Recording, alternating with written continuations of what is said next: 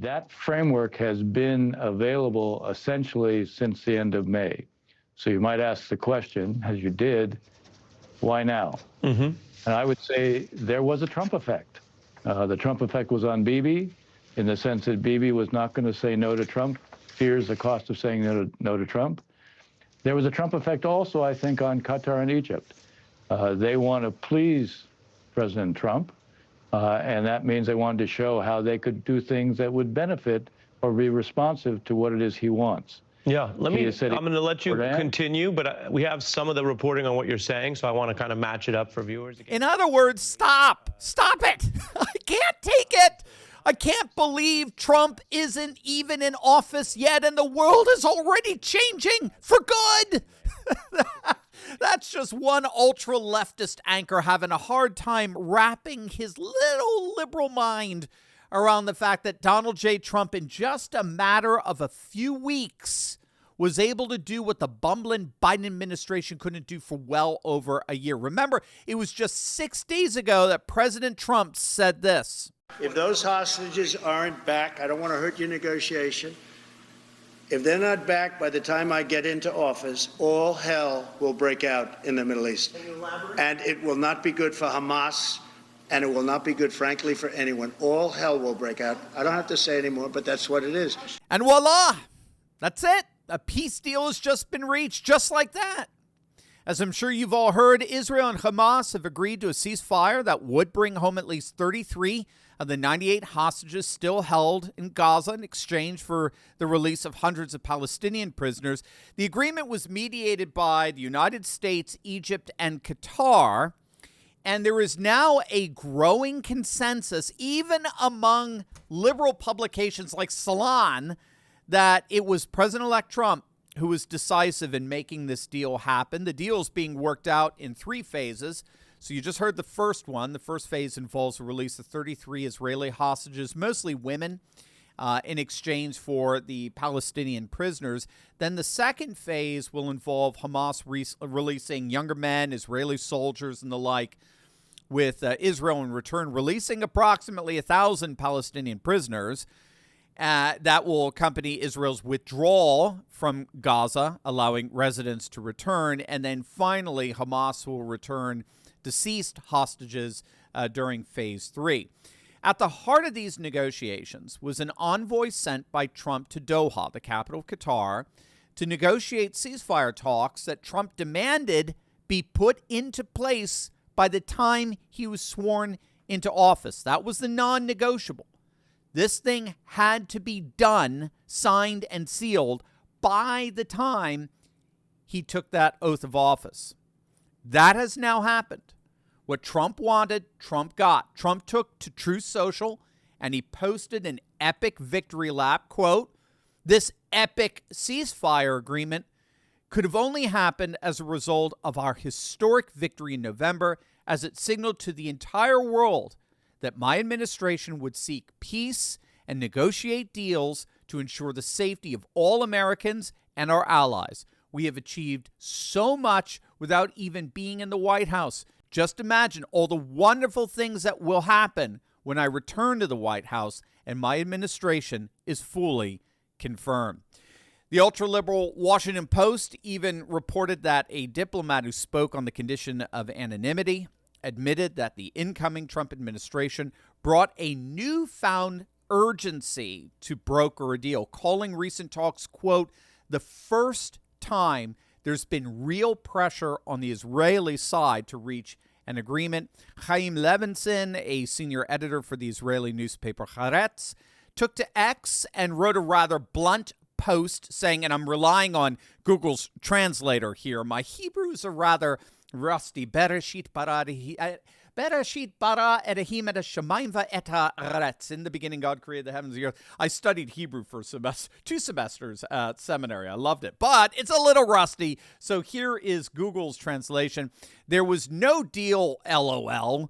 The great and huge Donald Trump took Netanyahu's hand, bent it behind his back, then bent it a little more, then pushed his head on the table, then whispered in his ear that he would kick his balls in a moment.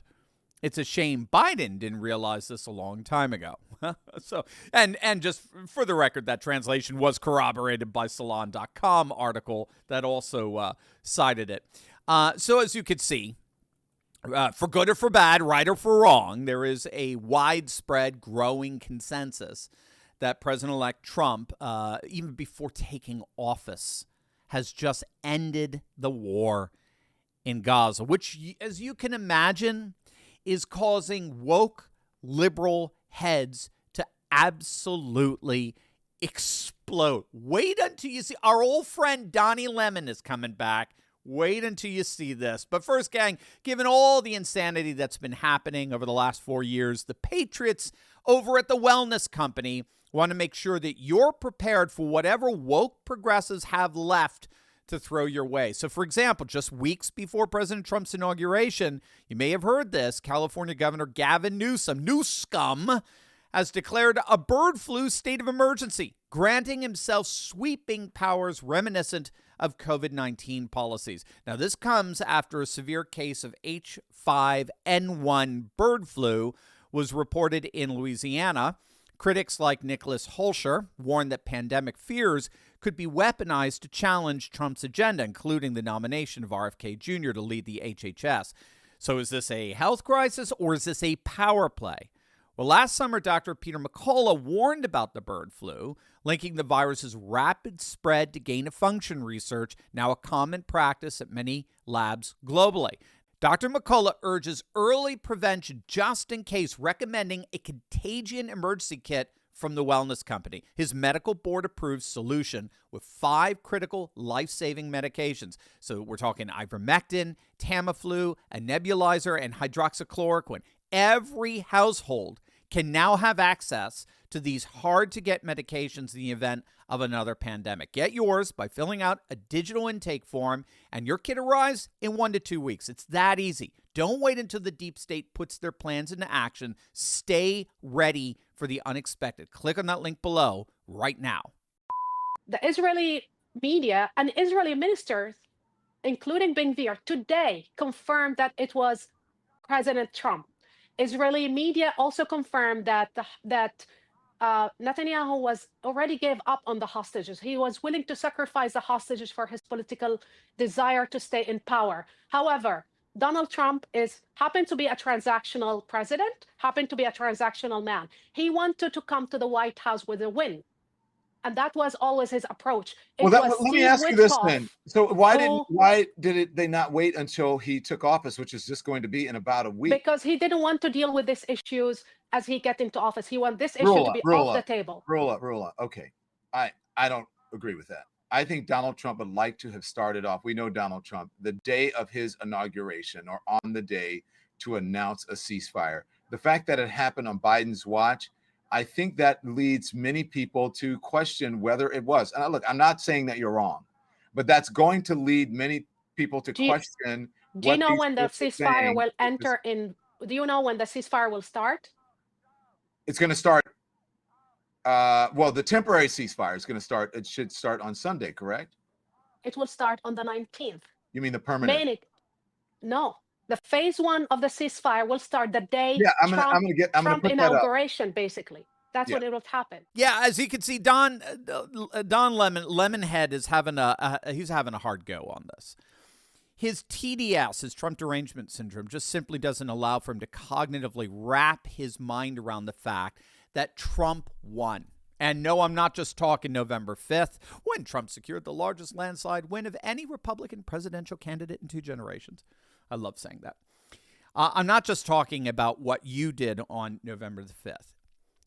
Lemonhead can't wrap his mind around the fact that Trump has won the world, quite literally. In other words, Trump's vision for and his vision of the world, a new nationalist, populist, civilizationalist world, is indeed coming into effect. And that vision is brokering peace where the old liberal globalist status quo, the very status quo that Don Lemon spent his entire career at CNN defending, Trump has been able to broker peace where that old liberal globalist status quo failed repeatedly. Precisely because it's a warmongering world. Let's just be blunt, right? The United States alone, if you don't know the stat, it's a fascinating one. John Mearsheimer cites it all the time. The United States alone has been at war somewhere on the map in the world 2 out of every 3 years since the fall of the Soviet Union, since 1991. The United States has been at war somewhere in the world 2 out of every 3 years since the fall of the Soviet Union. The liberal globalist world order is a warmongering world. And Trump's vision of a new age centered on civilizationalist populism is already bringing about world peace. Because it's not about a crusader nation imposing its ideology on populations that don't want it. It's about learning to live at peace in a multipolar world centered around multiple civilizational centers. That's what Trump envisions with his civilizationalist populist conception of the world. And he hasn't even stepped into office yet. Now, besides being another occasion to trigger yet another episode of insufferable liberal petulance, the big takeaway from the ceasefire, I would argue, is that when all is said and done, while it certainly stops the fighting, no question, and thank God for that, but it does, in fairness, as the critics would point out, it does just kick the can down the road. The peace deal has done nothing to change the conditions that led to October 7th and the breakout of war in the first place for either the Palestinians or the Israelis. In other words, the very conditions that led up to this war in the first place are still in place, which has led to some to say that this was not a very good deal, and probably one that Israel shouldn't have signed on to. My argument would be that even if that were true, this deal accomplished precisely what Trump wanted, which was to end the blood. It may have kicked the can, but at least it stopped the killing. And that's exactly what President Trump has said he wants. He wants people to stop dying. And so I have no patience for these warmongering lunatics who claim that just because this wasn't the greatest deal on the planet, therefore it should never have been made. Give me a break. Sometimes you need, everyone needs to agree on the lowest common denominator to stop the destruction. And then, with those peace conditions in place, we can address the can. In the meantime, gang, I'll just state the obvious. Trump isn't even in office yet, and he's already changing the world. You, because of what you did on November the 5th, you are already changing the world. Let's pray that a new MAGA world will bring with it a new era of cooperation, a new era of civilization, and of course, a new era of peace. Many people have told me that God spared my life for a reason.